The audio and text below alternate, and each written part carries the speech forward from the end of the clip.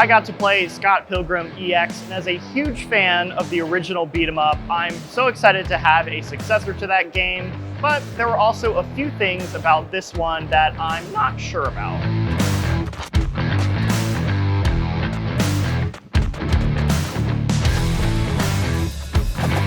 So I came away from Scott Pilgrim EX with three big takeaways. The first is that the pixel art style is absolutely gorgeous. It was gorgeous in the original, and it's gorgeous here. It's very expressive. Everything in the background is constantly moving. It looks wonderful. And if there's one thing you can take away from this game, is that it is gorgeous. My second takeaway is that they're doing some really interesting things with the structure of a traditional beat 'em up in this one. There's more of an overworld map this time. You have main objectives, you have side objectives. So you're actually kind of running back and forth through these different areas of the map of Toronto in this one, which is very different from the original Scott Pilgrim game, which was a much more traditional level-based beat 'em up. And the third takeaway was that this one has dialogue in it. The original Scott Pilgrim game was entirely wordless in the vein of those old arcade-style beat 'em ups. This one has actual written dialogue, and to be honest, I think it's kinda cringy. I like Scott Pilgrim a lot, but I feel like the writing doesn't really feel up to the quality of what I expect from Brian Lee O'Malley's writing, so I'm not so sure about that aspect. So I got hands-on with 20 minutes of Scott Pilgrim EX. We got to go through a few missions early in the game, try out a couple of new characters. One really cool thing is that in addition to all the original characters you expect, like Scott and Ramona, you can actually play as some of the evil X's now. So I played as Roxy, which was a lot of fun. I like her moveset.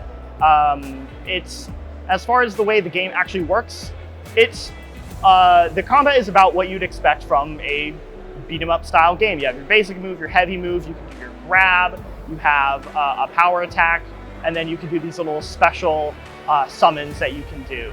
There is actually an inventory system in this one, which is kind of neat. It reminds me a lot of like a JRPG style inventory system where you have accessories and then you can pick your super. Pretty neat. Obviously there's shops that you can wander around to grab different accessories and change up your characters. So there seems to be a level of customization that the original didn't quite have that I think is pretty neat. But perhaps the biggest change is the actual structure itself. It's not just like a traditional level base. There's a proper open world map where you're exploring around, you're going back and forth between different areas, and you have main objectives and you have side objectives.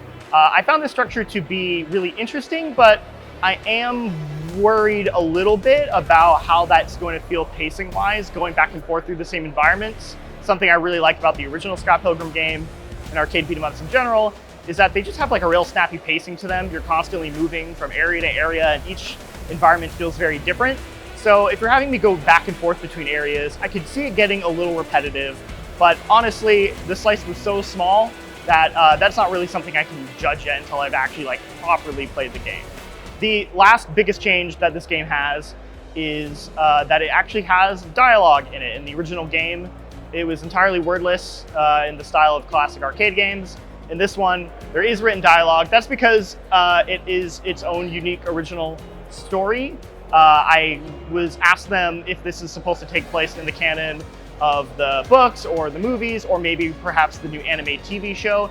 They said it is sort of inspired by the anime TV show because the evil X's are all in this game and you are interact with them and actually have them in your party, so they're friends. Spoilers for that anime, by the way.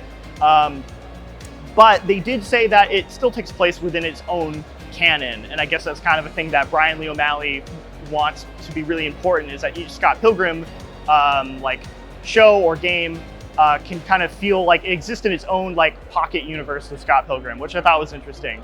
So because of that, there is a unique story and there is dialogue. And I thought the dialogue was really cringy. I'm just gonna be honest. It didn't really do it for me. I like Scott Pilgrim a lot, and say what you will about Scott Pilgrim, it's not perfect, but I do think Brian Lee O'Malley is a really sharp, witty writer. He has put out some all-time banger liners, and everything in the dialogue in this game felt like somebody who was trying to emulate Brian Lee O'Malley, but didn't really have the wit or the skill to pull it off. So I kind of wish that there wasn't dialogue in this based on the little bit that I have heard. Granted, the dialogue can be completely different depending on which character you had. So maybe in my example, because I played Roxy, most of the dialogue was Roxy talking. So maybe she's just really cringy, and if I pick a different character, it won't feel as cringy. But in general, I didn't really care for the writing all that much. That's maybe the one thing about this that I wasn't super jazzed on. Overall, it was a small slice of the game, and while I do have reservations about the dialogue and I'm unsure about some of the structural changes, I'm just really excited to have a spiritual successor to Scott Pilgrim, because I really love that old beat 'em up a lot. It's kind of one of my favorite of that style of game, and at the end of the day, it's just nice to have a new one of those. So I'm still very excited to check it out when it comes out. There's plenty of other games here at Gamescom that we've been checking out, so go watch some of those videos, because, hey man, games have come a long way since Pac-Man.